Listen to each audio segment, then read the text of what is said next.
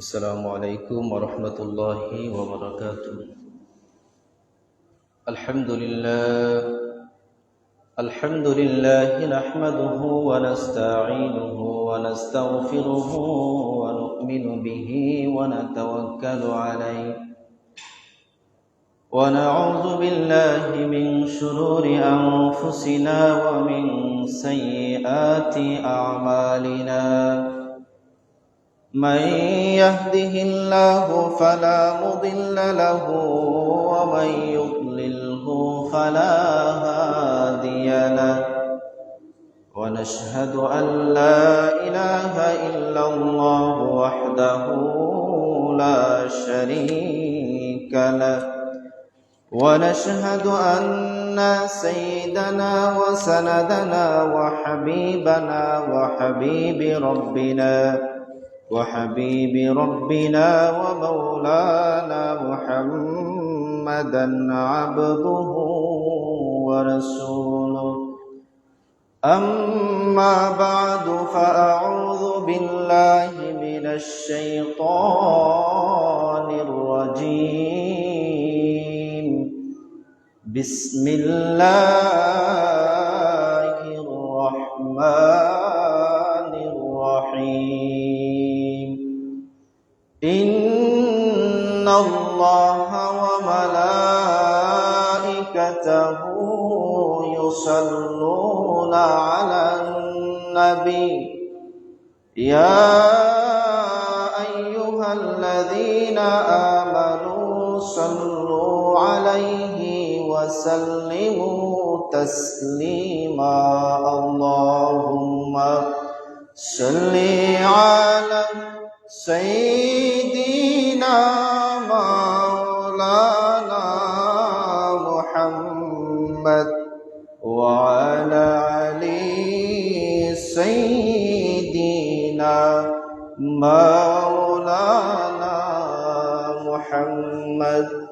তায়েফেতে গেলেন নবীজি, রক্ত পরে জারে যার, তবুও বলেন মাফ দাও প্রভু আমার উম্মত গুনাহগার। আল্লাহুম্মা সাল্লি আলা সাইয়্যিদিনা মাওলানা মুহাম্মদ ওয়া আলা আলি সাইয়্যিদিনা মাওলানা মুহাম্মদ। লা ইলাহা ইল্লাল্লাহ মুহাম্মাদুর রাসূলুল্লাহ সাল্লাল্লাহু আলাইহি ওয়াসাল্লাম। সম্মানিত হাজিরিন, আল্লাহ পাক রব্বুল আলামিনের শাহানশাহী দরবারে লক্ষ লক্ষ কোটি কোটি শুকরিয়া ও সুজুদ, যেই মহান রব্বুল আলামিন আপনাদেরকে আমাকে অত্যন্ত দয়া করে মায়া করে মেহেরবানি করে শুক্রবারই দিন, ইয়াউমুল জুমার দিন, দুনিয়াবি সমস্ত ব্যস্ততাকে পিছনে ফেলে, দুনিয়াবি জিন্দগিকে পিছনে ফেলে মহান রবকে রাজি এবং খুশি করানোর জন্যে, মহান রবের রেজামন্দি হাসিলের জন্যে, যে রব্বুল আলামিন আপনাদেরকে আমাকে আগে আগে ওনার গড় মসজিদ পর্যন্ত আসার মতো বসার মতো তৌফিক দান করলেন। এজন্যে আসেন সবাই মিলে কায়ুম অনুবাক্যে হৃদয়ের বদ্ধ কপাটকে উজাড় করে ইসলামী বলে বলিয়ান হয়ে, ঈমানিতে যেতে জিয়ান হয়ে সুচ্চ কণ্ঠে ওই মহিয়ান গরিয়ান মাহবুদের শাহানশাহী দরবারে শুকরিয়া তান প্রত্যেকে বলি আলহামদুলিল্লাহ। শুকর আদায় করছি নবিয়ুনা হাবিবুনা কুদওয়াতুনা সানাদুনা মুরশিদুনা ওয়া মাওলানা মুহাম্মদ সাল্লাল্লাহু আলাইহি ওয়াসাল্লামের উম্মত হিসাবে আল্লাহ পাক রব্বুল আলামিন আমাদেরকে এই দুলির ধরায় আসার তৌফিক দান করেছেন। এজন্য আবারও শুকরিয়া থান বলি আলহামদুলিল্লাহ। সম্মানিত হাজিরিন, আল্লাহ পাক রব্বুল আলামিন এই ধুলির ধরায় 1,24,000 মতান্তরে 2,24,000 নবী এবং রাসূল পাঠিয়েছেন আপনাকে এবং আমাকে হেদায়াতের জন্য। আপনি আমি যেন বিপথে না গিয়ে সঠিক পথের মধ্যে থাকি। সঠিক পথের দিশা দেওয়ার জন্যে আল্লাহ পাক রব্বুল আলামিন যুগে যুগে নবী এবং রাসূল পাঠিয়েছেন। তারই ধারাবাহিকতায় আল্লাহ পাক রব্বুল আলামিন উনার প্রিয় হাবিব, আপন দুস্ত হাবিবুনা মুর্শিদুনা মাওলানা মুহাম্মদ সাল্লাল্লাহু আলাইহি ওয়াসাল্লামকে 570 খ্রিস্টাব্দে 12 রবিউল আউয়াল এই দলির দরায় পাঠিয়েছেন। বর্তমান মাসটা হচ্ছে সফরের মাস। কিছুদিন যাওয়ার পরে 2 থেকে 3 দিন যাওয়ার পরে শুরু হবে রবিউল আউয়াল তথা নবীজি মুহাম্মদুর রাসূলুল্লাহ সাল্লাল্লাহু আলাইহি ওয়াসাল্লামের আগমনের মাস। As a Muslim, as a মুমিন হিসাবে, একজন মুমিন হিসাবে, একজন মুসলিম হিসাবে প্রত্যেক মানুষের এটা জানা জরুরি যে নবী মুহাম্মদুর রাসূলুল্লাহ সাল্লাল্লাহু আলাইহি ওয়াসাল্লাম দুনিয়ার জমিনে যে আসলেন, কোন মাসে আসলেন, কত তারিখে আসলেন, বা ওনার আসার যে পদ্ধতি বা ওনার জন্ম বৃত্তান্ত নিয়ে আলোচনা করা, এটা একটি সওয়াবের কাজ। এবং মুসলমান হিসাবে যেহেতু আমরা দাবি করি আমাদের নবী হচ্ছেন মুহাম্মদুর রাসূলুল্লাহ সাল্লাল্লাহু আলাইহি ওয়াসাল্লাম, এজন্যে আমাদের প্রত্যেকের এটা জানা অত্যন্ত জরুরি যে আল্লাহর হাবিব সাল্লাল্লাহু আলাইহি ওয়াসাল্লামের আগমনের ধারা। এই আগমনের দ্বারা একটা লম্বা ইতিহাস। এই ইতিহাস এক জুমায় বলা কখনো সম্ভব না, এজন্য পাঠ পাঠ করে এই ইতিহাসগুলা বর্ণনার দেওয়া হবে আল্লাহ পাক রব্বুল আলামিন যাতে আমাদেরকে জানার এবং বুঝার শোনার মতো তৌফিক দান করেন। কারণ আপন হাবিব সাল্লাল্লাহু আলাইহি ওয়াসাল্লামের আগমনের ইতিহাস। এখন আসেন, সর্বপ্রথম আল্লাহ পাক রব্বুল আলামিন এই দুনিয়ার জমিনে সৃষ্টি করেছেন নিজ হাতে আদম আলাইহিস সালামকে। আমরা যদি দেখি আল্লাহর হাবিব সাল্লাল্লাহু আলাইহি ওয়াসাল্লামের সাহাবী আব্বাস রাদিয়াল্লাহু তাআলা আনহু হাদিস এনেছেন। ইমাম ইবনে কাসির উনার বিখ্যাত কিতাব আল বিদায়া ওয়ান নিহায়ার 2 নম্বর খণ্ডের মধ্যে আব্বাস রাদিয়াল্লাহু তাআলা আনহু আল্লাহ রাসূল সাল্লাল্লাহু আলাইহি ওয়াসাল্লামকে জিজ্ঞাসা করছেন, ইয়া রাসূলুল্লাহ, ইয়া হাবিবাল্লাহ, আমরা জানি আল্লাহ পাক রব্বুল আলামিন আদম আলাইহিস সালামকে সর্বপ্রথম সৃষ্টি করেছেন। ইয়া রাসূলুল্লাহ, ইয়া হাবিবাল্লাহ, আল্লাহ পাক রব্বুল আলামিন যখন নবী আদমকে সৃষ্টি করলেন, নবীজি এই সময় আপনি কোথায় ছিলেন? অর্থাৎ আল্লাহ পাক রব্বুল আলামিন এই সময়কে আপনাকে সৃষ্টি করেছিলেন। এই প্রশ্ন শোনা মাত্র আল্লাহর হাবিব সাল্লাল্লাহু আলাইহি ওয়াসাল্লাম হেসে দিলেন এবং বললেন, আল্লাহ পাক রব্বুল আলামিন যখন নবী আদম আলাইহিস সালামকে জান্নাতের মধ্যে দিলেন, এই সময় আমি মুহাম্মদুর রাসূলুল্লাহ সাল্লাল্লাহু আলাইহি ওয়াসাল্লাম ছিলাম আদম আলাইহিস সালামের মেরুদণ্ডের মধ্যে। এইভাবে আদম আলাইহিস সালাম থেকে শুরু করে একের পর এক নবীর মাধ্যমে আমার পবিত্র বংশধরা আল্লাহ পাক রব্বুল আলামিন জারি রেখেছিলেন। তারই ধারাবাহিকতায় নবী ইব্রাহিম আলাইহিস সালামকে যখন নমরুদ আগুনের মধ্যে ফেলেছিল, এই সময় আল্লাহ পাক রব্বুল আলামিন আমাকে ইব্রাহিম আলাইহিস সালামের মেরুদণ্ডের মধ্যে রেখেছিলেন। নবী ইব্রাহিম আলাইহিস সালাম থেকে শুরু করে ইসমাইল আলাইহিস সালাম থেকে শুরু করে আমার নসব নামা আমার দাদা আব্দুল মুত্তালিব হয়ে, আমার পিতা আব্দুল্লাহ হয়ে আমি মুহাম্মদুর রাসূলুল্লাহ সাল্লাল্লাহু আলাইহি ওয়াসাল্লাম পুত পবিত্র বংশ দ্বারায় এই দুনিয়ার জমিনের মধ্যে আগমন করেছি। অর্থাৎ আমার বংশধারার মধ্যে কোনো অপবিত্রতা ঢুকে নাই। জাহিলি যুগের মধ্যে যেইভাবে মানুষের অপবিত্র ছিল, জাহিলি যুগে একজন পুরুষ যেইভাবে একাধিক বিবাহ করতে পারত, একজন মহিলা একজন নারী সেইমভাবে একাধিক বিবাহ করতে পারত। একটা সময় দেখা যাইত যে কার সাথে মিলন করার পরে কোন সন্তান হয়েছে মহিলারা চিন্তাই করতে পারতো না। আল্লাহর হাবিব সাল্লাল্লাহু আলাইহি ওয়াসাল্লাম বলেছেন, আমার জন্ম কোনো জাহিলি যুগের অপবিত্রতা থেকে হয় নাই। আল্লাহ পাক রব্বুল আলামিন নবী আদম আলাইহিস সালাম থেকে শুরু করে আমি মুহাম্মদুর রাসূলুল্লাহ সাল্লাল্লাহু আলাইহি ওয়াসাল্লাম নবীদের বংশ হতে হতে আমার দাদা আব্দুল মুত্তালিব হয়ে, আমার বাবা আব্দুল্লাহ হয়ে, আমি পবিত্র পুত পবিত্র কুরাইশ বংশে বনি হাশিমের বংশ হয়ে দুনিয়ার জমিনে আমার আগমন ঘটেছে। এই আগমনের ধারাবাহিকতাটা নবীদের বংশ থেকে হলেও শেষ হয়েছিল এসে আব্দুল মুত্তালিব হয়ে আব্দুল্লাহ রাদিয়াল্লাহু তাআলা আনহুর কাছে। এখন যদি দেখেন আব্দুল মুত্তালিবের বাবা যিনি ছিলেন হাশেম, ওনার বিবাহটা হয়েছিল কি করে?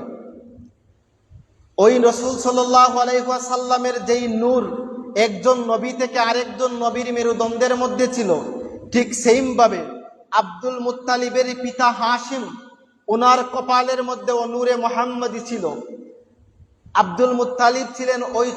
আব্দুল মুত্তালিবের পিতা হাশিম ছিলেন তৎকালীন সময়ের ব্যবসায়ী মানুষ, সুনামধন্য মানুষ। ইতিহাসের কিতাবের মধ্যে লিখেন আল বিদায়া ওয়ান নিহায়ার মধ্যে ইবনে কাসির যে তৎকালীন সময়ের বড় বড় রাজা বাদশারা চলে আসতো এবং এসে বলতো, হে হাশেম, তুমি কি আমার মেয়েকে বিবাহ করবে? যদি তুমি আমার মেয়েকে বিবাহ করো তাহলে আমি তোমার সাথে আমার মেয়েকে বিবাহ দিব। ইবনে কাসির সহ ইতিহাসবিদগণ লিখেন এর একটাই রিজন, একটাই কারণ ছিল যে মুহাম্মদুর রাসূলুল্লাহ সাল্লাল্লাহু আলাইহি ওয়াসাল্লামের নূর মুবারক হাশিমের কপালের মধ্যে ছিল, এজন্য উনার কপালের মধ্যে সব সময় জলমল করত। আর এটা দেখে সবাই পাগল হয়ে যাইত।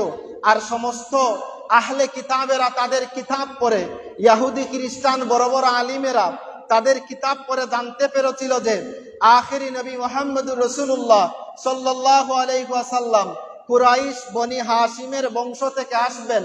এজন্য সমস্ত বড় বড় রাজা বাদশারা পাগল ছিল যাতে হাশিমের সাথে যদি আমার মেয়ের বিবাহ হয়ে যায় তাহলে মুহাম্মদুর রাসূলুল্লাহ তথা আখিরি নবীর যে একটা আগমনের বংশধারা, এই বংশধারাটা আমার সিলসিলার মাধ্যমে হয়ে যাবে।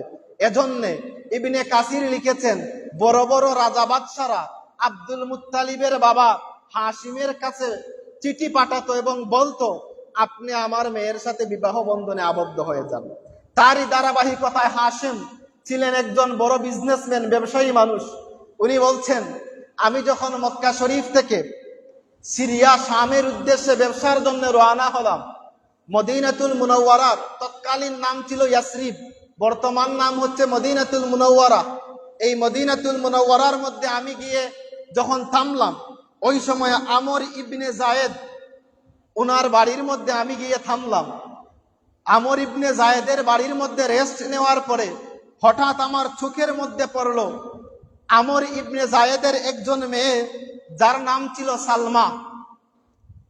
হাশিম বলছেন, পৃথিবীর সমস্ত রাজা বাদশারা আমার কাছে তাদের মেয়েকে বিবাহ দেওয়ার জন্য পাগল ছিল। আর আমি যখন দেখলাম আমর ইবনে জায়েদের মেয়ে সালমা, উনি বলছেন উনাকে দেখা মাত্র আমার ভালো লেগে গেল এবং আমি আমর ইবনে জায়েদকে বললাম যে আপনার মেয়েকে আমি বিবাহ করতে চাই, প্রস্তাব দিলাম। আমর ইবনে জায়েদ বলছেন, আমার মেয়েকে যদি আপনি বিবাহ করতে হয় তাহলে দুইটা শর্ত আপনাকে পূরণ করতে হবে। দুইটা শর্ত যদি আপনি পূরণ করতে পারেন আপনি আমার মেয়েকে বিবাহ করতে পারবেন। এই সময় আব্দুল মুত্তালিবের বাবা হাশিম বলছেন, দেখেন কি একটা অবস্থা, পৃথিবীর সমস্ত রাজা বাদশারা পাগল তাদের মেয়েকে আমার সাথে বিবাহ দেওয়ার জন্য, আর আমি যাকে পছন্দ করলাম মদিনা শরীফের মধ্যে এসে তাকে বিবাহ করতে হলে আমাকে শর্ত প্রয়োগ করতে হবে। উনি বলছেন সমস্যা নাই, যে কোনো শর্তে আমি বিবাহ বন্ধনে আবদ্ধ হতে রাজি রয়েছি। এই সময় উনি বলছিলেন দুইটা শর্ত আপনি যদি পরিপূর্ণ করতে পারেন তাহলে আমার মেয়ে আপনার সাথে বিবাহ প্রদান করব। প্রথম শর্ত, আপনি যদি বিবাহ করেন আমার মেয়েকে সাথে নিয়ে আমার বাড়ি মদিনার মধ্যে থাকতে হবে। 2 নম্বর শর্ত, এই শর্ত যদিও আমি শিথিল করে দেই, 3 নম্বর শর্ত, যদিও আপনি আমার মেয়েকে মক্কা শরীফের মধ্যে নিয়ে যান তাহলে আমার মেয়ের গর্ভের মধ্যে যখন আপনার সন্তান চলে আসবে আমার মেয়েকে আপনি মদিনার মধ্যে দিয়ে দিবেন, আর আপনার সন্তান হওয়ার পরে আবার আমার মেয়েকে আপনি নিয়ে নেবেন। উনি এই শর্তে মানলেন। উনি বললেন সমস্যা নাই, বিবাহ করে আপনার মেয়েকে আমার বাড়ির মধ্যে নিয়ে যাব, আর যখন সন্তান প্রসবের সময় হবে আমি মদিনার মধ্যে নিয়ে আসব। যেই কথা সেই কাজ। আমর ইবনে জায়েদের মেয়ে সালমা উনার সাথে যখন আব্দুল মুত্তালিবের বাবা হাশিমের বিবাহ হলো, উনি মক্কা শরীফের মধ্যে নিয়ে আসলেন।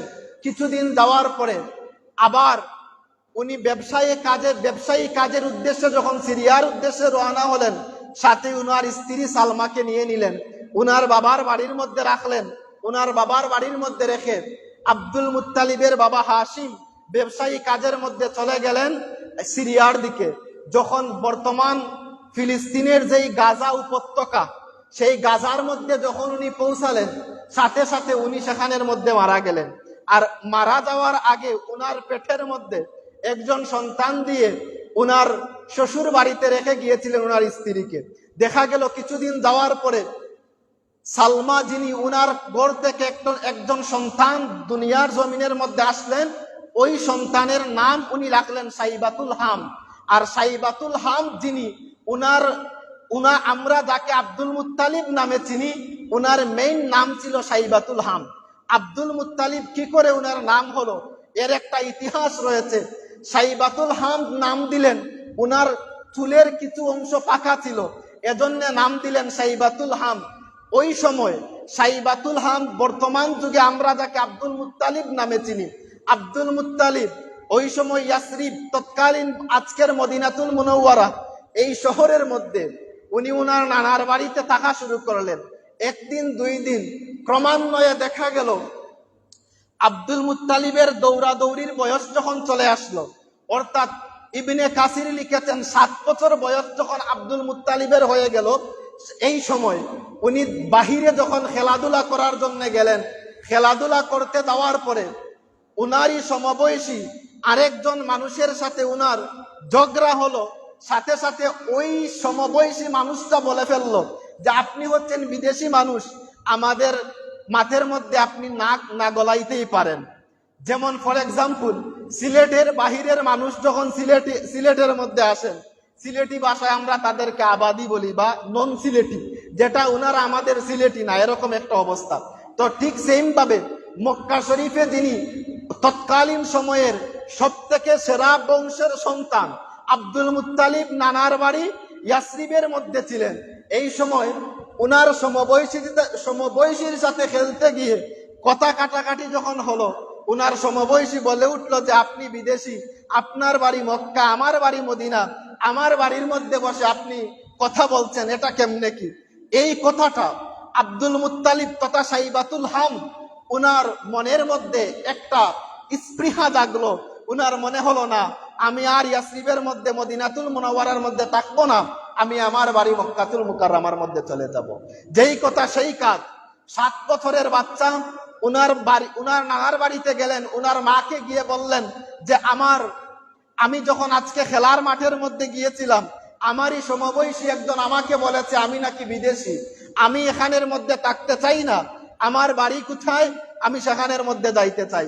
উনার মা বলছেন, হে আব্দুল মুত্তালিব তথা সাইবাতুল হাম, শুনে নাও, এই পৃথিবীর মধ্যে তোমাকে আল্লাহ পাক রব্বুল আলামিন সবথেকে শ্রেষ্ঠ বংশ কুরাইশ বনি হাশিম বংশের মধ্যে জন্ম দিয়েছেন। এই বাচ্চার কথায় তোমার মন খারাপ করার কোনো কারণ নাই। তুমি হচ্ছ বর্তমান সময়ের তথা পৃথিবীর সবথেকে শ্রেষ্ঠ বংশের শ্রেষ্ঠ সন্তান। এই সময় যখনই আব্দুল মুত্তালিব তথা সাইবাতুল হাম জানতে পারলেন যে উনার বাড়ি হচ্ছে মক্কাতুল মুকাররমা আর উনার বংশ হচ্ছে বনি কুরাইশ বনি হাশিম বংশ, সাথে সাথে উনি একটা চিঠি লিখলেন কুরাইশ বনি হাশিমের কাছে। চিঠির মধ্যে লিখলেন যে আমার বংশের মানুষ যারা রয়েছেন, আপনারা যদি কেউ থাকেন তাহলে মদিনা থেকে আমাকে তোমরা মক্কার মধ্যে নিয়ে যাও। এই চিঠি পাইলেন উনার চাচা, উনার নাম ছিল মুত্তালিব, অর্থাৎ হাশিম যিনি হাশিমের আরেকজন ভাই ছিলেন, উনার নাম ছিল মুত্তালিব।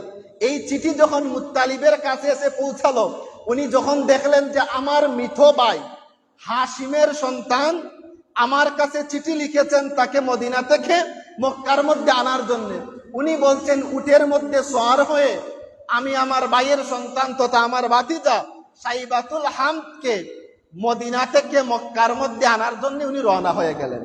যেই কথা সেই কাজ, উঠে ছড়ে যখন রওনা হলেন, যাইতে যাইতে যখন সাইবাতুল হামদের দেখা পাইলেন, ওই সময়ে উনি উনাকে পাইলেন যে খেলাধুলা অবস্থায় 7 বছরের বাচ্চা যেরকম হওয়ার কথা সেরকম, কাপড় চুপড়ের অবস্থাও ভালো না, পুরান কাপড় চুপড় উনার শরীরের মধ্যে ছিল এবং উনি খেলাধুলার মধ্যে ব্যস্ত ছিলেন। সাথে সাথে মুত্তালিব ওই সময়ে উনার বাতিজাকে উটের পিঠের মধ্যে তুললেন। উনি আর উনার বাতিজার নানার বাড়িতে খবরই দিলেন না। সাথে সাথে উনার বাতিজাকে উটের মধ্যে তুললেন এবং বললেন, আমি হচ্ছি মুত্তালিব, তোমার চাচা, আমার সাথে তুমি এখন ইয়াসরিব শহর ছেড়ে, মদিনা শহর ছেড়ে তুমি মক্কা শহরের দিকে রওনা হয়ে যাও। যখন মুত্তালিবের পিছনের উটের পিঠে উনার বাতিজাকে নিয়ে মক্কা শরীফের দিকে রওনা হচ্ছেন, তো মক্কা শরীফের মধ্যে ওয়ান অফ দ্য বেস্ট যেই বংশ, যেই নাসাব, সেইটা ছিল কুরাইশ বংশ, একই নামে সবাই চিনত। তো এই সময়ে যখন মুত্তালিবের পিছনে একজন ছোট বাচ্চা ছিলেন, কুরাইশরা তথা মক্কার সমস্ত মানুষেরা ওনাকে জিজ্ঞাসা করছেন, তোমার পিঠের মধ্যে যেই সন্তান, এই সন্তানকে? উনি বলছেন আব্দি। আব্দি মানা উনি বুঝিয়েছেন উনি আমার গুলাম। সবাই মনে করেছেন যে হয়তো উনি উনার গুলাম। এই জন্য যেহেতু উনার চাচার নাম ছিল মুত্তালিব, আর মুত্তালিব বলেছেন আব্দি, আমার গুলাম, এই জন্য সাইবাতুল হামদের পরিচয় মক্কা শরীফের মধ্যে হয়ে গেল আব্দুল মুত্তালিব তথা মুত্তালিবের গোলাম। আসলেই উনার নাম ছিল সাইবাতুল হাম। আর আজকে আমরা যাকে নবীর দাদা আব্দুল মুত্তালিব হিসাবে চিনি, উনার নাম ছিল সাইবাতুল হাম, উনার চাচার নাম ছিল মুত্তালিব। আর মক্কা শরীফ থেকে যখন উনার চাচা উনাকে নিয়ে এসেছিলেন, উনি বলেছিলেন আব্দি, আমার গুলাম। যেহেতু মুত্তালিব বলেছেন আব্দি, আমার গুলাম, এজন্য বলা হয় আব্দুল মুত্তালিবের গুলাম, যার মেইন নাম ছিল সাইবাতুল হাম। এই হচ্ছে যে আল্লাহর হাবিব সাল্লাল্লাহু আলাইহি ওয়াসাল্লামের যেই দাদা আব্দুল মুত্তালিব বড় হওয়ার ইতিহাস। যখন মক্কা শরীফের মধ্যে আসলেন, মক্কা শরীফের মধ্যে আসার পরে উনার চাচা হাসিমের পরে উনার চাচা মুত্তালিবের পরে উনার কাছে যখন মক্কার সেই পাওয়ার চলে আসলো, যখন উনি খানায়ে কাবার খাদিম এবং উনি যখন বয়সে বড় হলেন, one of the best leader in Mecca, মক্কাতুল মুকাররমার মধ্যে সব থেকে একই সুরে যার ইতিহাস ছিল, একই সুরে যাকে সবাই মানত, উনি ছিলেন আমাদের নবীর দাদা আব্দুল মুত্তালিব রাদিয়াল্লাহু তাআলা আনহু। ওই আব্দুল মুত্তালিব যখন বড় হলেন, উনি বিবাহ করলেন। বিবাহ করার পরে উনার 5 জন স্ত্রী ছিল। 5 জন স্ত্রীর মধ্য থেকে এই 10 জন সন্তান, 5 জন স্ত্রী থেকে 10 জন সন্তান দুনিয়ার জমিনের মধ্যে আগমন করেছিলেন। এর মধ্যে একজন হচ্ছেন আমাদের নবীর বাবা আব্দুল্লাহ। তো আব্দুল মুত্তালিব যখন বড় হলেন, মক্কার লিডার হলেন, এই সময়ে একটা চমৎকার ঘটনা এই সময়ে ঘটে গেল আল্লাহর হাবিবের জন্মের সাথে রিলেটেড। জন্মের আগে সেটা হচ্ছে জমজমের যেই কূপ, এই জমজম কূপের নির্মাণ। আব্দুল মুত্তালিব বলছেন যে আমি ঘুমিয়ে গেলাম, হঠাৎ করে আমি স্বপ্নে দেখলাম কে যেন একজন আসছে, এসে বলছে, হে আব্দুল মুত্তালিব, তুমি তাইয়্যিবা খনন করো। অর্থাৎ আজকের যেই জমজমের কূপ আমরা দেখি, এই জমজমের কূপ নবী ইসমাইল আলাইহিস সালাতু সালামের পায়ের নিচ থেকে যেই পানি উঠেছিল, এই জমজম কূপ ওই তৎকালীন সময়ের 2 গোত্র সেটাকে বিভিন্ন ধরনের উপকৌটন সোনাদানা দিয়ে বন্ধ করে তারা মাটি চাপা দিয়ে সেখান থেকে চলে গিয়েছিল। আর এটার জন্য হাজিরা যখন হজের জন্য যাইতেন, পানির জন্য অনেক কষ্ট হইতো। যেহেতু আব্দুল মুত্তালিব একজন আল্লাহর মায়ার মানুষ, আব্দুল মুত্তালিবের বংশ দ্বারায় যেহেতু হাবিব মুহাম্মদুর রাসূলুল্লাহ দুনিয়ার জমিনের মধ্যে আসবেন, এজন্য আল্লাহ পাক রব্বুল আলামিন আব্দুল মুত্তালিব যখন ঘুমন্ত অবস্থায় ছিলেন, আব্দুল মুত্তালিবকে স্বপ্নের মধ্যে দেখাইলেন, আব্দুল মুত্তালিব তুমি তাইয়্যিবা খনন করো। আর আব্দুল মুত্তালিব বলছেন, যেই ব্যক্তি স্বপ্নের মধ্যে আমাকে বললেন তাইয়্যিবা খনন করার জন্য, তাকে আমি প্রশ্ন করলাম, তাইয়্যিবা কি, আপনি কি, মান আনতা? উনি উত্তর না দিয়েই চলে গেলেন। 2 নম্বর দিন আবার আমি ঘুমিয়ে পড়লাম, আবার আমাকে স্বপ্নে দেখানি হলো। 3 নম্বর দিন আবার ঘুমিয়ে পড়লাম, আবার আমাকে স্বপ্ন দেখানি হলো। একইভাবে চতুর্থ দিন এসে আমাকে বলছেন, আব্দুল মুত্তালিব আপনি জমজম কূপ আবার এটাকে পুনর্নির্মাণ করেন, আপনি জমজমের কূপ খনন করেন। উনি জিজ্ঞাসা করলেন জমজমের কূপ কি, তার মানে কি আমাকে বলেন। এই সময় উনাকে বললেন জমজমের কূপ সেটা হচ্ছে একটা পানির ঝর্ণা, যেখান থেকে আল্লাহ পাক রব্বুল আলামিন মিঠা পানির ব্যবস্থা করবেন, আর যেটা দিয়ে হাজিরা সেখানের মধ্যে আসবে এবং তারা পানি পান করবে। যে যে নিয়তে পানি পান করবে আল্লাহ পাক রব্বুল আলামিন সেই নিয়ত অনুযায়ী তার বেমারকে শিফা করে দিবেন। আপনি সেই জমজমের কূপ নির্মাণ করেন। আব্দুল মুত্তালিব বলছেন স্বপ্নের মধ্যে আমাকে বলা হলো জমজমের কূপ নির্মাণ করার জন্য, এবং আমাকে বলা হলো অমুক জায়গার মধ্যে কিছু নিদর্শন দেওয়া হলো যে ওই জায়গার মধ্যে যদি দাও সেখানের মধ্যে গিয়ে তুমি জমজমের কূপ পেয়ে যাবে। আব্দুল মুত্তালিব বলছেন আমি ওই সময় চলে গেলাম জমজম কূপ নির্মাণের কাজে। গিয়ে দেখলাম কুরাইশরা দুইটা মূর্তির পাশে একটা জায়গার মধ্যে পশু বলি দিত। এই জায়গার মধ্যে গিয়ে দেখলাম স্বপ্নের মধ্যে আমাকে যেইভাবে বলা হয়েছিল সেইভাবে জমজমের কূপ যে আমি খনন করব ওই জায়গাটা। আব্দুল মুত্তালিব বলছেন আমি জমজম কূপ খনন করা শুরু করলাম, কুরাইশরা আমাকে এসে বাধা দিল, এসে বলল আব্দুল মুত্তালিব আপনি এখান খনন করতে পারবেন না, কারণ আমরা এখানের মধ্যে পশুকে এনে বলি দেই, তুমি যদি এখান খনন করে দাও আমাদের মূর্তির জায়গা, আমরা পশু বলি দিব কোন জায়গায়। আব্দুল মুত্তালিব বলছেন আমার ইচ্ছা এখানে আসি নাই, স্বপ্নে আমাকে বলা হয়েছে। আব্দুল মুত্তালিবের দৃঢ় প্রতিজ্ঞা দেখে কুরাইশরা বলল আচ্ছা যাই হোক আপনি সেটা খনন করে ফেলেন। আব্দুল মুত্তালিবের ওই সময়ে একজন সন্তান ছিলেন যার নাম ছিল হারিস। ওই হারিসকে নিয়ে উনি জমজমের কূপ খুঁড়া শুরু করলেন। কিছু দূর যখন গেলেন, খুঁড়ার পরে উনি আল্লাহু আকবার বলে চিৎকার দিয়ে উঠলেন। আল্লাহু আকবার চিৎকারের সাথে সাথে সমস্ত কুরাইশরা এক জায়গায় জমায়েত হলো এবং তারা মনে মনে ভাবলো আব্দুল মুত্তালিব হয়তো কোনো দামি কিছু পেয়েছেন, না হলে আল্লাহু আকবার বলার কোনো কথা না। আব্দুল মুত্তালিব বলছেন যে দেখেন আমি দুইটা সোনার মূর্তি পেয়েছি এবং কিছু তলোয়ার পেয়েছি এবং কিছু বর্ম পেয়েছি যেগুলা দিয়ে তীর ফিরানো হয়। এই সময় কুরাইশরা বলছে যে এক ভাগ আমাদেরকে দেন, এক ভাগ আপনি নিয়ে নেন। আব্দুল মুত্তালিব বলছেন কষ্ট করে আমি ঘুরেছি আর আল্লাহ আমাকে জানিয়ে দিয়েছেন, তো এজন্য এগুলা আমার, তোমাদেরকে আমি কেন দিব। তারা বলছে না আমরা মানি না। আব্দুল মুত্তালিব বলছেন তাহলে আসেন আমরা লটারি দেই, লটারির মধ্যে যার নাম উঠবে এই মূর্তি এবং সোনার মূর্তি এবং তলোয়ার সেই নিয়ে যাবে। দুইটা করে 6টা তীর আনা হলো, দুইটা তীর রাখা হলো কাবা শরীফের নামে, দুইটা তীর রাখা হলো আব্দুল মুত্তালিবের নামে, আর দুইটা তীর রাখা হলো কুরাইশদের নামে। তীরকে লক্ষ্য করে চূড়া হলো, দেখা গেল গিয়ে কাবা শরীফের নামে যেই দুইটা তীর, ওই দুইটা তীর গিয়ে সোনার মূর্তির উপর পড়লো। তাহলে এই দুইটা সোনার মূর্তি হয়ে গেল কাবা শরীফের। ইতিহাসবিদ লেখেন আল বিদায়া ওয়ান নিহায়ার মধ্যে ইবনে কাসির সর্বপ্রথম কাবা শরীফের মধ্যে মূর্তির প্রলেপ যিনি দিয়েছিলেন উনি হচ্ছেন নবীজির দাদা আব্দুল মুত্তালিব। আর আরো দুইটা যেই তীর ছিল আব্দুল মুত্তালিবের, ওই দুইটা তীর গিয়ে তলোয়ারের উপর পড়লো, আর কুরাইশদের যেই দুইটা তীর, ওই দুইটা তীর গিয়ে অন্যদিকে পড়লো, এজন্য তারা আর সম্পদের মালিক হয় নাই। তখন আবার উনি জমজমের কূপ খনন করা শুরু করলেন।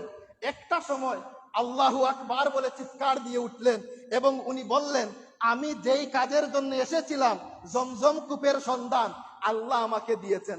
আবার কুরাইশরা বলছে আব্দুল মুত্তালিব এখন তোমাকে আর ছাড়া যাবে না, আমাদেরকে তুমি এই জমজমের একটা ভাগ দিতে হবে, এক ভাগ তোমার এবং এক ভাগ আমাদের। আব্দুল মুত্তালিব বলছেন এটা তো কখনো সম্ভব না, জমজম আমি খনন করেছি আমিই নিব।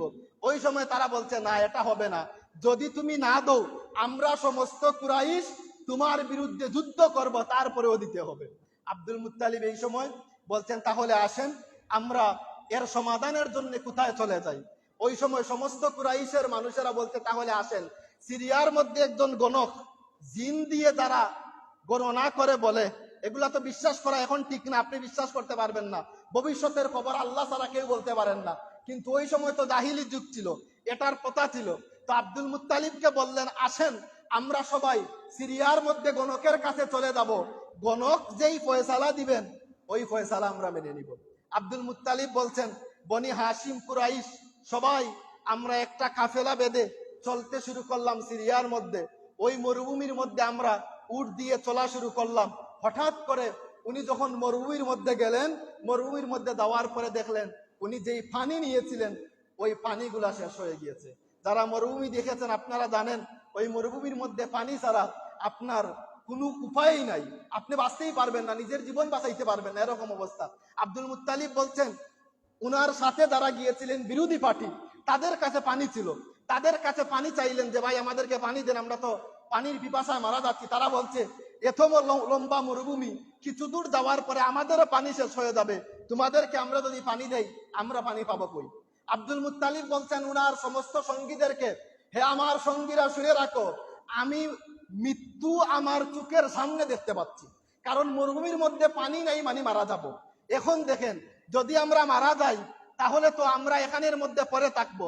একটা কাজ করেন, আমরা যতজন মানুষ রয়েছি প্রত্যেকে শরীরের মধ্যে শক্তি থাকতে আমরা এক একজনের কবর কুড়া শুরু করি, এক একজনের কবর কুড়া শুরু করব। যিনি আগে মারা যাবেন আমরা সবাই মিলে উনাকে কবরের মধ্যে মাটি চাপা দিয়ে রাখবো।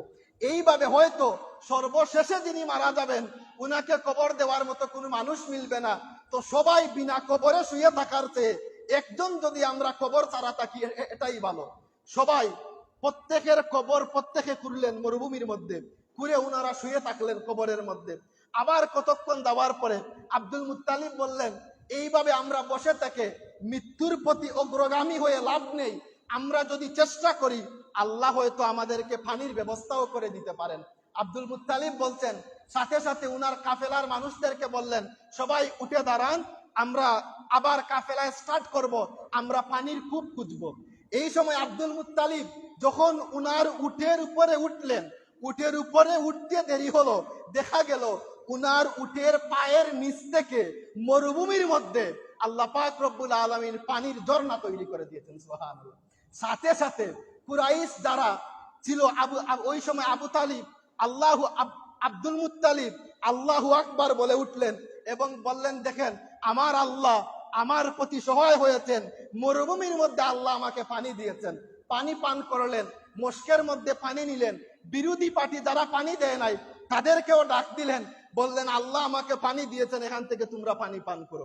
বিরোধী পার্টি পানি পান করার পরে বলল, Abdul Muttalib we are sorry, আমরা তোমার কাছে ক্ষমা চাচ্ছি, কারণ এই মরুভূমির মধ্যে যেই আল্লাহ তোমাকে পানি দিতে পারেন ওই জমজমের কূপও আমরা বিশ্বাস করে নিলাম আল্লাহ তোমাকে স্বপ্নের মধ্যে দিয়েছেন, আমরা আর সিরিয়ার মধ্যে যাব না, জমজমের সমস্ত কূপ আমরা তোমার নামে লিখে দিলাম।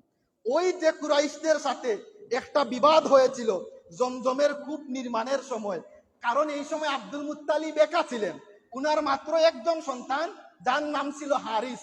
এই সময় আব্দুল মুত্তালিব আল্লাহর কাছে একটা দোয়া করেছিলেন যে রব্বুল আলামিন, আপনি যদি আমাকে 10 জন সন্তান দেন, আর ওই 10 জন সন্তান যদি আমাকে শত্রুদের হাত থেকে কুরাইশদের হাত থেকে রক্ষা করতে পারে, তাহলে তোমার সন্তুষ্টির জন্য আমি কাবা শরীফের মধ্যে আমার একজন সন্তানকে আল্লাহর রাস্তায় কুরবানি করব, আমি তোমার রাস্তায় কুরবানি করব।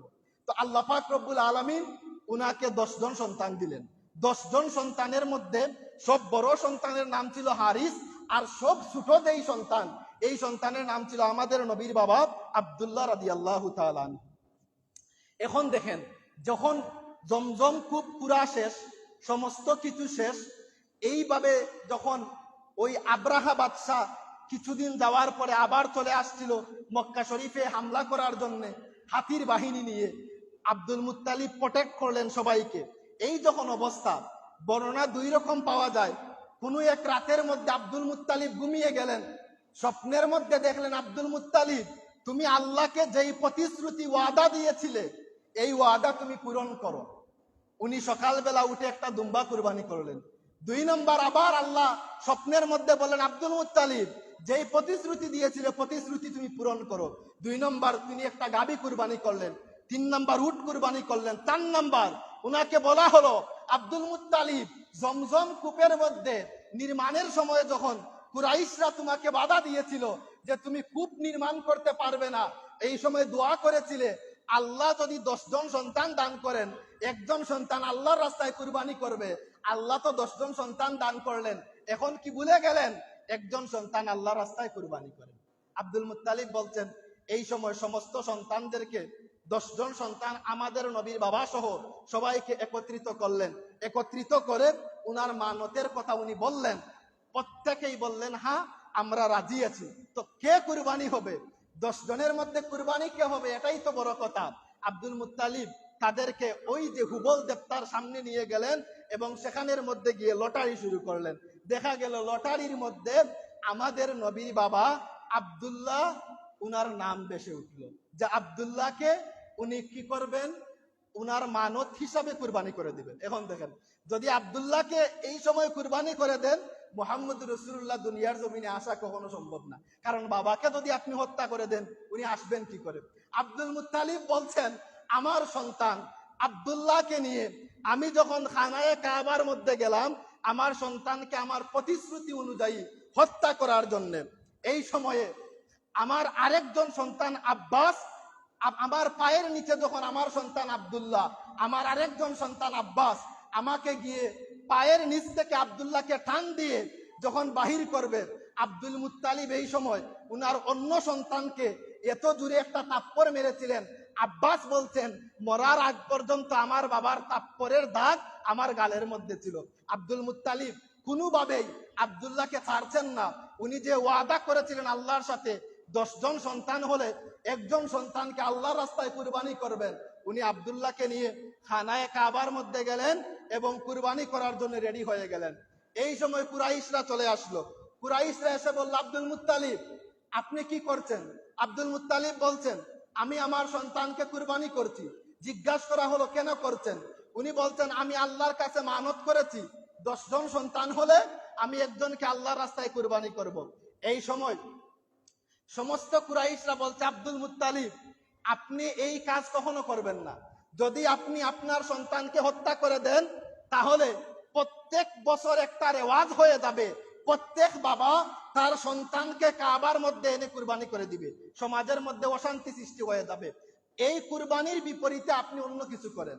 এই সময় উনাকে তারা বলল যে একজন গণক রয়েছেন, এই গণকের কাছে আপনি চলে যান এবং এই গণক যা বলে আপনি সেটা মেনে নেবেন। যাওয়া হলো গণকের কাছে। আব্দুল মুত্তালিব গেলেন, গিয়ে বললেন যে সেম ঘটনা বললেন যে আমাকে 10 জন সন্তান দিলে ওয়াদা করেছিলাম আল্লাহর রাস্তায় একজন সন্তানকে আমি কুরবানি করব, এখন আমি কি করব? গণক বলছেন আপনার সন্তানের পরিবর্তে আপনি 10টা উট কুরবানি করবেন, আর আপনার সন্তানকে একদিকে রাখবেন, 10টা উটকে আরেক দিকে রাখবেন। লটারির মধ্যে যদি আপনার সন্তানের নাম উঠে আরো 10টা উট রাখবেন এবং 20টা উটের মধ্যে লটারি দিবেন। যতক্ষণ না উটের নাম উঠবে ততক্ষণ আপনি লটারি দিতে থাকবেন, আর যখন আপনার উটের নাম উঠবে সাথে সাথে আপনি উটকে কুরবানি করে দিবেন। আব্দুল মুত্তালিব বলছেন খানায়ে কাবার মধ্যে আসলাম, আব্দুল্লাহকে এক পাশে রাখলাম এবং 10টা উটকে অন্য পাশে রাখলাম। তখন আমি লটারি দিলাম, প্রথমবার আব্দুল্লাহর নাম আসলো, আবার উট দিলাম। দ্বিতীয়বার আব্দুল্লাহর নাম আসলো, আবার উট দিলাম 10টা। আব্দুল মুত্তালিব বলছেন এইভাবে দিতে দিতে দিতে দিতে 100টা উট হয়ে গেল। তখন 100 উট রাখলাম একদিকে, আর আমার সন্তান আব্দুল্লাহকে রাখলাম আরেক দিকে। 100 উট আর আমার সন্তানের মধ্যে লটারি দিলাম, দেখা গেল উটের নাম উঠলো, আমার সন্তানের নাম উঠে নাই। আব্দুল মুত্তালিব বলছেন 3বার আমি এভাবে লটারি দিলাম, 3বার উটের নাম উঠলো, আমার সন্তানের নাম উঠে নাই। ওই সময় আমার সন্তানের পরিবর্তে 100টা উট আমি খানায়ে কাবার মধ্যে কুরবানি করে দিলাম। এজন্য আমাদের নবী বলেছেন আনা জাবিহাতাইন, আমি হচ্ছি 2 জবেহকারীর সন্তান। 2 জবেহকারী মানে এক জবে হচ্ছে ইব্রাহিম আলাইহিস সালাম, উনার সন্তান ইসমাইলকে জবে করার জন্য মিনার মাঠে নিয়েছিলেন, জান্নাত থেকে আল্লাহ দুম্বা এনে কুরবানি উসল করে দিয়েছিলেন। আর 2 আব্দুল মুত্তালিব উনার বাবাকে নিয়ে খানায়ে কাবায় কুরবানি দিতে চেয়েছিলেন, আব্দুল মুত্তালিবের পরিবর্তে 100টা উটকে কুরবানি দেওয়া হলো। এজন্য উনি বলছেন আমি 2 জবেহকারীর সন্তান হচ্ছে মুহাম্মদুর রাসূলুল্লাহ সাল্লাল্লাহু আলাইহি ওয়াসাল্লাম। এই সময় এইটাই হচ্ছে আমাদের নবীর জন্মের ইতিহাস। এখনো আমেনা যে আমাদের নবীর মা, ওনার সাথে এখনো বিবাহ হয় নাই, এই হচ্ছে ইতিহাস। আব্দুল্লাহ যখনই বেঁচে গেলেন, সাথে সাথে আব্দুল মুত্তালিব বলছেন যে আমার সন্তানকে বিবাহ দেওয়ার জন্য আমি তাকে নিয়ে রওনা হলাম খানায়ে কাবার মধ্যে। এই সময় আরবের একজন কবি ছিলেন, নাউফল, উনার বোন সেখানের মধ্যে উপস্থিত ছিলেন, যার নাম ছিল উম্মে কেতাল। ওই উম্মে কেতাল আব্দুল্লাহকে বলেছিলেন, হে আব্দুল্লাহ, তুমি যদি এখন আমার সাথে মিলন করো, অর্থাৎ এখন যদি আমাকে বিবাহ করো, তাহলে কিছুক্ষণ আগে তোমার বাবা তোমার জন্য 100টা উট কুরবানি দিয়েছিলেন, এই মুহূর্তে আমি সমস্ত উট তোমাকে দিয়ে দিব। ওই সময় আব্দুল্লাহ বলছেন, আমি আমার বাবার সাথে আছি, আর বিবাহ বহির্ভূত কোনো সম্পর্ক আমি করতে পারবো না। এটা কেন করলেন? তার কিছুদিন যাওয়ার পরে আব্দুল্লাহকে নিয়ে উনার বাবা চলে গেলেন যে আমেনা উনার বাবার কাছে। সেখানের মধ্যে গিয়ে বললেন যে আপনার মেয়ের সাথে আমার সন্তানের বিবাহ দিতে চাই।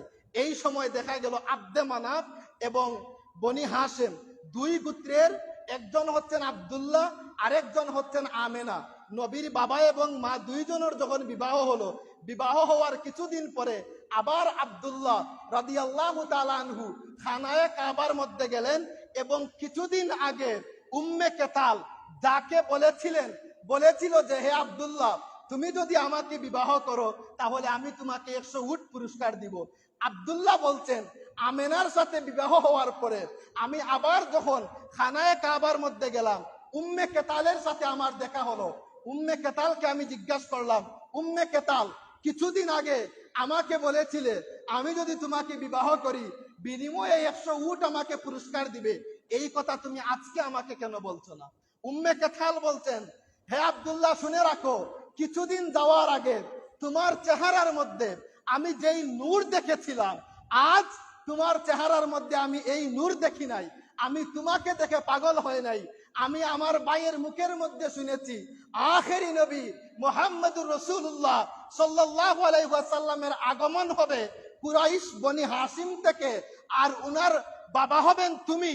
আমি মুহাম্মদুর রাসূলুল্লাহ সাল্লাল্লাহু আলাইহি ওয়াসাল্লামকে আমার গর্বের মধ্যে ধারণ করার জন্য তোমাকে আমি অফার করেছিলাম, 100 উট আমি তোমাকে দিব, বিনিময়ে তুমি আমাকে বিবাহ করবে। তাহলে এখান থেকে দেখা গেল যে আল্লাহর হাবিব সাল্লাল্লাহু আলাইহি ওয়াসাল্লাম এর যে বংশধারা আল্লাহ পাক রব্বুল আলামিন পুত পবিত্র করেছিলেন। প্রথমে আমি হাদিস বলেছিলাম, আদম যখন জান্নাতে ছিলেন, আদমের মেরুদণ্ডের মধ্যে নূরে মুহাম্মদী ছিল। ইব্রাহিম যখন আগুনের মধ্যে পড়েছিলেন, ইব্রাহিমের মেরুদণ্ডের মধ্যে নূরে মুহাম্মদী ছিল। তারই ধারাবাহিকতায় মক্কার সমস্ত মহিলারা পাগল ছিল আল্লাহর হাবিব সাল্লাল্লাহু আলাইহি সাল্লামের বাবা আব্দুল্লাহকে বিবাহ করার জন্য, কারণ উনার চেহারার মধ্যে নূরে মুহাম্মদী অটোমেটিক্যালি জলমল করত। আরেকটা বর্ণনার মধ্যে পাওয়া যায়, ওই সময়ে মক্কা শরীফের মধ্যে আব্দুল্লাহ নামে 40 জন যুবক ছিল, আমিনা নামে 40-এর অধিক মহিলা ছিল। কারণ তারা জানতো ইহুদি এবং খ্রিস্টানেরা তাদের কিতাব তাওরাত এবং ইনজিলের মধ্যে দেখেছে আখেরি নবী মুহাম্মদুর রাসূলুল্লাহ সাল্লাল্লাহু আলাইহি ওয়াসাল্লামের আগমন হবে, উনার মায়ের নাম হবে আব্দুল্লাহ, উনার মায়ের নাম হবে আমেনা, আর উনার বাবার নাম হবে আব্দুল্লাহ। এজন্য উনাকে বিবাহ করার জন্য তৎকালীন মক্কার সমস্ত মহিলারা পাগল ছিল।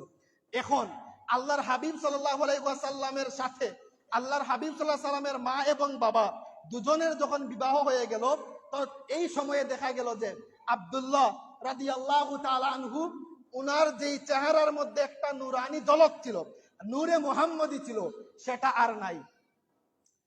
বিভিন্ন ইতিহাসের মধ্যে পাওয়া যায় যে আল্লাহর নবী যখন উনার মায়ের পেটের মধ্যে ছিলেন 2 মাস, কেউ বলেছেন 6 মাস, কেউ বলেছেন 7 মাস বয়স যখন ছিল, আব্দুল্লাহ উনি মারা যান। অর্থাৎ জন্ম অবস্থায় আল্লাহর হাবিব সাল্লাল্লাহু আলাইহি ওয়াসাল্লাম উনার মায়ের পেটে থাকা অবস্থায় উনার বাবা মারা যান। উনি জন্মের আগে উনার বাবার চেহারাই দেখেন নাই। এই পর্যন্তই আজকে যে আল্লাহর হাবিব সাল্লাল্লাহু আলাইহি ওয়াসাল্লামের জন্মের যে ইতিহাস, এই ইতিহাস এখান পর্যন্ত। এরপরে আরো জুমা রয়েছে। আজ রবিউল আউয়াল, এর পুরোটাই মাস হচ্ছে আল্লাহর হাবিব সাল্লাল্লাহু আলাইহি ওয়াসাল্লামের জন্মের মাস। এই রবিউল আউয়ালের 12 তারিখে মুহাম্মদুর রাসূলুল্লাহ সাল্লাল্লাহু আলাইহি ওয়াসাল্লাম দুনিয়ার জমিনে আগমন করেছেন। একটু যদি বলি, আল্লাহর হাবিব সাল্লাল্লাহু আলাইহি ওয়াসাল্লামের মা আমেনা বলছেন, আমি আমার স্বামী আব্দুল্লাহর সাথে বিবাহ হওয়ার পরে আমার সন্তান মুহাম্মদুর রাসূলুল্লাহ সাল্লাল্লাহু আলাইহি ওয়াসাল্লাম যখন আমার পেটের মধ্যে আগমন করে, আমেনা বলছেন অন্যান্য মহিলার যেইভাবে সন্তান লালন পালন করতে কষ্ট হয়, আমি আমেনার বিন্দু মাত্র কষ্ট হয় নাই। আমেনা বলছেন আমি ভয় পেয়ে যেতাম, রাতের বেলা আমি শুনতে পেতাম কিছু মানুষ আমার কাছে চলে আসতো, আমি তাদেরকে চিনতাম না, এসে বলতো, হে আমেনা, সুসংবাদ গ্রহণ করো, কাদ হুমিলতে বিসাইয়্যিদিল মুরসালিন, তুমি তোমার পেটের মধ্যে কোনো সাধারণ সন্তানকে লালন পালন করছো না, তুমি তোমার পেটের মধ্যে লালন পালন করছো এই দুনিয়ার জমিনের সর্দার মুহাম্মদুর রাসূলুল্লাহ সাল্লাল্লাহু আলাইহি ওয়াসাল্লামকে। আমেনা বলছেন কিছুদিন যাওয়ার পরে আবার আমি দেখি রাতের বেলা আরেকজন আগন্তুক ব্যক্তি আমার ঘরের মধ্যে এসে প্রবেশ করে, এসে বলছে, আমেনা, ভয় পেও না, তুমি সাধারণ কোনো সন্তান তোমার পেটের মধ্যে প্রসব করো নাই, তুমি যেই সন্তানকে প্রসব করছো, যার নাম আকাশে হচ্ছে আহমদ, জমিনে হচ্ছে মুহাম্মদ, যার মাধ্যমে আল্লাহ পাক রব্বুল আলামিন সমস্ত মানুষকে হেদায়েত দান করবেন, ইন্নাকা হুমিলতে বিসাইয়্যিদিল মুরসালিন, সুসংবাদ গ্রহণ করো, তোমার পেটের মধ্যে যেই বাচ্চাকে তুমি লালন পালন করছো উনি হচ্ছেন মুহাম্মদুর রাসূলুল্লাহ সাল্লাল্লাহু আলাইহি ওয়াসাল্লাম।